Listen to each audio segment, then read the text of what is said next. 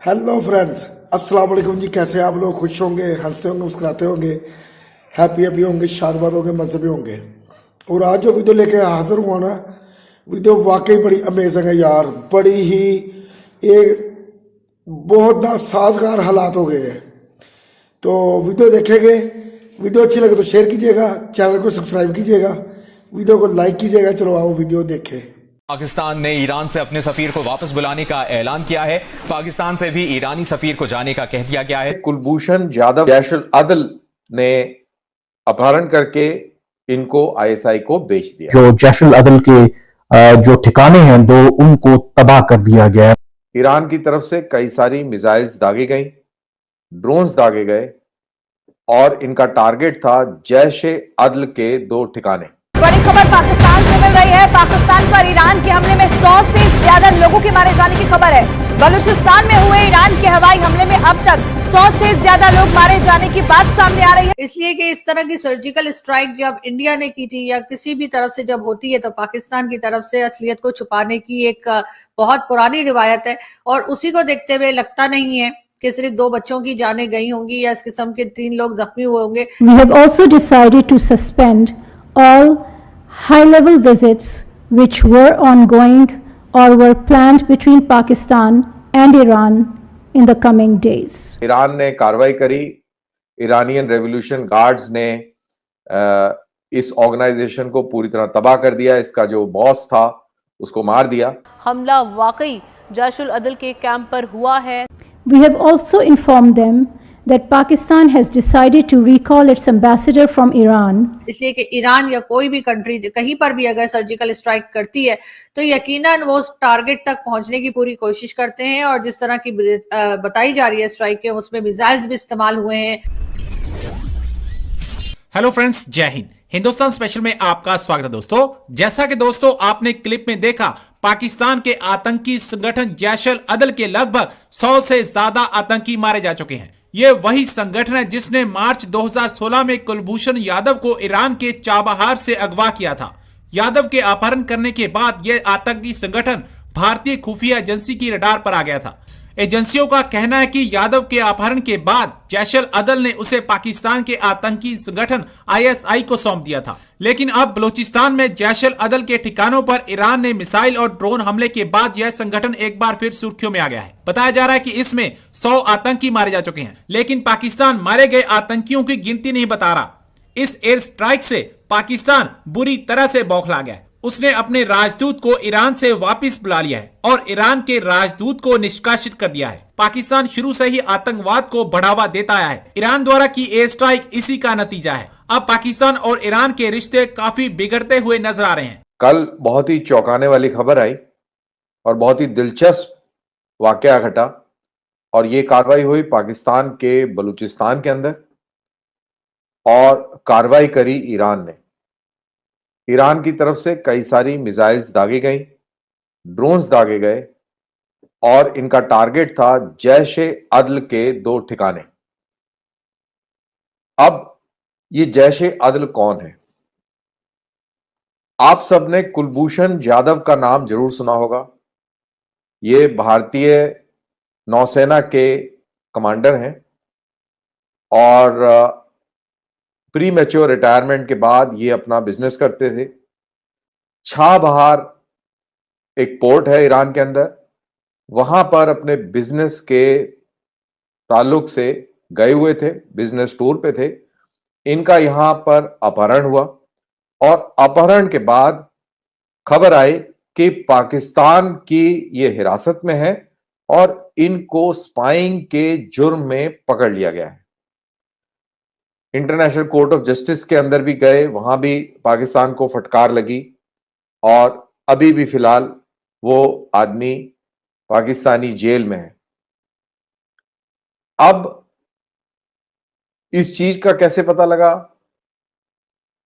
पाकिस्तान के अंदर जर्मन सफीर थे, एम्बेसडर थे, उन्होंने ये बात कही। उन्होंने ये बताया कि जैशुल अदल ने अपहरण करके इनको आईएसआई को बेच दिया है। तो ये वही जैशुल अदल है जिसके खिलाफ ईरान ने कल हरकत करी, कल उसके ऊपर मिसाइल दागे और ड्रोन्स का इस्तेमाल किया। लेकिन दरअसल ये पाकिस्तान आईएसआई द्वारा पाला पोसा और संरक्षित किया हुआ एक आतंकवादी संगठन है। कभी भी जैश-उल अदल ने पाकिस्तानी सेना के ऊपर कोई भी कार्रवाई नहीं करी। अगर इसका हिस्ट्री देखा जाए तो 2012 से लेके अभी तक तकरीबन 15 हमले इसने ईरान में ईरानियन रेवोल्यूशन गार्ड के ऊपर करे हैं, जिसके अंदर 80 से ज्यादा ईरान के सैनिक या सिविलियन मारे गए हैं। इनके ऊपर ईरान ने ये कार्रवाई करी है। फिर ईरान ने कार्रवाई करी, ईरानियन रेवोल्यूशन गार्ड्स ने इस ऑर्गेनाइजेशन को पूरी तरह तबाह कर दिया। इसका जो बॉस था उसको मार दिया। और जैश-उल अदल, जी हाँ, ये एक मिलिटेंट ग्रुप है बलूचिस्तान का, वहां पर अटैक किया गया है। साथ साथ फॉरेन ऑफिस की तरफ से ये बताया गया है कि जी जो प्रेस रिलीज आई है उसमें जी बहुत नाराजगी जाहिर की गई है ईरान के साथ कि ईरान ने ऐसा किया है।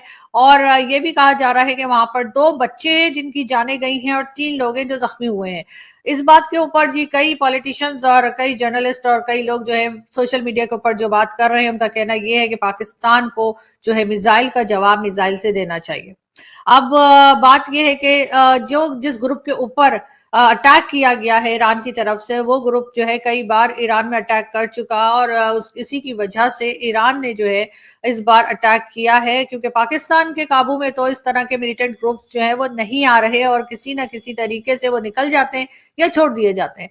तो बहरहाल ईरान की तरफ से ये अटैक किया गया और उसके बाद जो है ये भी कहा जा रहा है कि जी जैसे मैंने आपसे कहा कि 2 बच्चों का बताया जा रहा है कि उनकी जानें गई हैं, लेकिन साथ साथ ये भी है कि कई लोगों को ये इंतजार है कि फुल एक कंप्लीट जो स्टेटमेंट है फॉरेन ऑफिस की तरफ से वो आ जाए या आईएसपीआर की तरफ से आ जाए, इसलिए कि इस तरह की सर्जिकल स्ट्राइक जब इंडिया ने की थी या किसी भी तरफ से जब होती है तो पाकिस्तान की तरफ से असलियत को छुपाने की एक बहुत पुरानी रिवायत है और उसी को देखते हुए लगता नहीं है कि सिर्फ 2 बच्चों की जानें गई होंगी या इस किस्म के 3 लोग जख्मी हुए होंगे, इसलिए कि ईरान या कोई भी कंट्री कहीं पर भी अगर सर्जिकल स्ट्राइक करती है तो यकीनन वो टारगेट तक पहुंचने की पूरी कोशिश करते हैं। और जिस तरह की बताई जा रही है स्ट्राइक के, उसमें मिसाइल्स भी इस्तेमाल हुए हैं और उसके अंदर जो है वो ड्रोन्स का इस्तेमाल भी किया गया है। तो ऐसा तो नहीं हो सकता कि उन्होंने उनमें से यानी जो मिलिटेंट ग्रुप है वहां पे उसका किसी भी आदमी को कोई नुकसान ना पहुंचा हो और सिर्फ 2 बच्चों को नुकसान पहुंचा हो। लेकिन बहरहाल पाकिस्तान की तरफ से अभी फिलहाल यही स्टेटमेंट आया है। ये और बात है कि ये इस वक्त ये भी कहा जा रहा है कि जी सीरिया और उसके अलावा इराक पर भी जो है इसी किस्म की सर्जिकल स्ट्राइक ईरान ने की है। साथ साथ जी सोशल मीडिया पर जो खबरें चल रही हैं या जो बातें चल रही हैं उसमें डॉक्टर जयशंकर के ईरान विजिट को लेकर भी बातचीत की जा रही है और ये भी एक डर या खदशा जाहिर किया जा रहा है कि हो सकता है कि इंडियन फॉरेन मिनिस्टर के विजिट के बाद ही ईरान ने इस तरह की कोई डिसीजन ली हो, लेकिन ये कोई जरूरी नहीं है। ये बात जो है वो यकीनन कोई भी होगा तो ये इस किस्म की बातें की जाएंगी, क्योंकि फॉरेन मिनिस्टर है इंडिया के उस वक्त वहां पे मौजूद थे तो ईरान में, और उसके फौरन बाद ही इस तरह की बात की गई है। तो लेकिन इसके साथ कोई कनेक्शन जो अक्सर लोग यानी कि जो हमारे यहाँ जो कहना चाहिए कि इंटेलेक्चुअल किस्म के लोग हैं या थोड़ी बहुत अक्ल रखते हैं, वो इस बात को जो है झुटला रहे हैं, वो इस बात को मानने को तैयार। लो जी वीडियो देखिए, वीडियो वाकई यार बड़ी खतरनाक हो रही है क्योंकि हालात बहुत नासाजगार है, हालात बहुत ख़राब हो गए हैं। एक तरफ हिंदुस्तान गया है ईरान में, वहाँ पे जाके उसने मुआहदे किए और एक तरफ ईरान ने सर्जिकल स्ट्राइक किया पाकिस्तान में, बलोचिस्तान में। ठीक है जी, ये अवाम के दिलों में तो यही बात आ रही है कि जी हिंदुस्तान गया, हिंदुस्तान ने उसको कहा है तो तब ईरान ने सर्जिकल स्ट्राइक किया पाकिस्तान में। हालांकि ऐसी बात नहीं है। बात जो है वो जो जहाँ तक मैं समझता हूँ कि जो ये जो तंजीम है इसके बारे में जो जिसने जी ईरान के कई दफ़ा अटैक किया ईरान के ऊपर, तो ईरान ने आखिरकार जवाब तो दे रहा ही था ना, तो वो ईरान ने जवाब दिया। ठीक है, मगर ईरान को चाहिए था पहले पाकिस्तान को आगाह करता, पाकिस्तान को बताता कि मैं सर्जिकल स्ट्राइक करने लगा हूँ इस वजह से कि आप खुद एक्शन ले ले बजाय कि मैं एक्शन लूँ। ठीक है, इससे ईरान और पाकिस्तान के तल्लुकात कितने ख़राब हुए आपने देखा ही है। ठीक है जी। ईरान का सफीर उन्होंने पाकिस्तान से भेज दिया है और बोला है कि इधर पाकिस्तान नहीं आना। अपने पाकिस्तान सफीर को उन्होंने बुला लिया है। ठीक है, हालात बहुत ज़्यादा है ना। ये तीसरी आलमी जंग के असरात बढ़ रहे हैं। तीसरी आलमी जंग के असरात, तीसरी बड़ी अजीम जंग के असरात बन रहे हैं ये, जिसमें देख ले अगर ये जंग छिड़ गई, अगर ये जंग छिड़ गई ईरान और पाकिस्तान की, तो इससे अफगानिस्तान भी मुतासर होगा, इंडिया भी मुतासर होगा, चाइना भी मुतासर होगा, तुर्की भी मुतासर होगा, दूसरे ममालिक भी, Saudi Arabia, UAE, Malaysia, Indonesia, Japan, चीन, रूस, सब मुतासर होंगे इस जंग से। ये कोई ईरान और पाकिस्तान की जंग नहीं लगेगी, ये जंग बहुत ज़्यादा फैल जाएगी। जैसे इजराइल और फ़लस्तीन की जंग लगी हुई है, उधर यूनान की और अमेरिका की जंग लग गई है, इधर सर्जिकल स्ट्राइक कर दिया ईरान ने पाकिस्तान पे। ये दुनिया पे हो क्या रहा है यार? दुनिया ख़त्म होने को है यार, दुनिया वाकई ख़त्म होने को है। बहुत हालात ख़राब होते जा रहे हैं। मैं तो हर वीडियो में ये कह रहा हूँ कि अमन शांति का मुजाहरा करना चाहिए हर मुल्क को, अमन और शांति के साथ। हिंदुस्तान भी है ना, हिंदुस्तान के साथ किसी की झड़पें नहीं हो रही। चाइना के साथ हालात ख़राब हुए थे हिंदुस्तान के, चाइना के साथ हालात ख़राब हुए थे हिंदुस्तान के, मगर अब वो हालात नहीं है, अब वो ठीक है। हिंदुस्तान ने अपना एरिया ले लिया है, चाइना अपने एरिया में चला गया है वापस। ठीक है जी, हिंदुस्तान उसको वो बात रफा दफा हो गई, ख़त्म हो गई। ठीक है, अब जो इसे खित्ते का अमन ख़राब हो रहा है ना, ये अब ईरान जो कर रहा है काम, इसको नहीं करना चाहिए था। ठीक है, ये जंग जो, ये सिर्फ एक जंग नहीं होगी, ये जंग ने फैल जाना। फिर इसमें कुछ हिंदुस्तान पाकिस्तान के साथ होंगे, कुछ ईरान के साथ होंगे। ठीक है जी, इस तरह फिर जंग आपस में बहुत, इसके असरात ऐसे होंगे कि ये जो खूबसूरत दुनिया ना तबाह बर्बाद हो जाएगी। मैं तो यकीन माने बहुत ना एक टेंशन सी बनी हुई है कि यार ये क्या हालात हो रहे हैं। हालांकि ईरान भी मुस्लिम कंट्री है, मगर वो कहते हैं कि ईरानी पहले है, बाकी मजहब जो बाद में है। ईरान मुस्लिम कंट्री है, पाकिस्तान भी मुस्लिम कंट्री है, तो ऐसे तो होने नहीं चाहिए, इनको आपस में तो लड़ना चाहिए ही नहीं। अब हिंदुस्तान में भी मुसलमान रहते हैं, हिंदुस्तान में हिंदू भी रहते हैं, सिख भी रहते हैं, मगर वो आपस में कितना प्यार मोहब्बत से रह रहे हैं। हिंदुस्तान के मुस्लिम ममालिक के साथ कितने अच्छे तल्लुकात हैं। हिंदुस्तान के यूएई, सऊदी अरेबिया, ईरान के साथ कितने गहरे तल्लुकात हैं। तो पाकिस्तान को भी ना गहरे तल्लुकात रखने की कोशिश करनी चाहिए और ऐसी तंजीमों को रोकना चाहिए जो दूसरे ममालिक में दहशतगर्दी करती हैं। ये पाकिस्तान को खुद एक्शन लेना चाहिए ताकि कोई मुल्क भी पाकिस्तान में सर्जिकल स्ट्राइक ना कर सके। अब वो कई लोगों के बयान सुने हैं जी, वो कह रहे हैं कि ईरान ने जो मिसाइल दागे हैं पाकिस्तान में, पाकिस्तान को भी चाहिए कि ईरान में मिसाइल दागे। इस तरह जंग को बढ़ावा मिलेगा।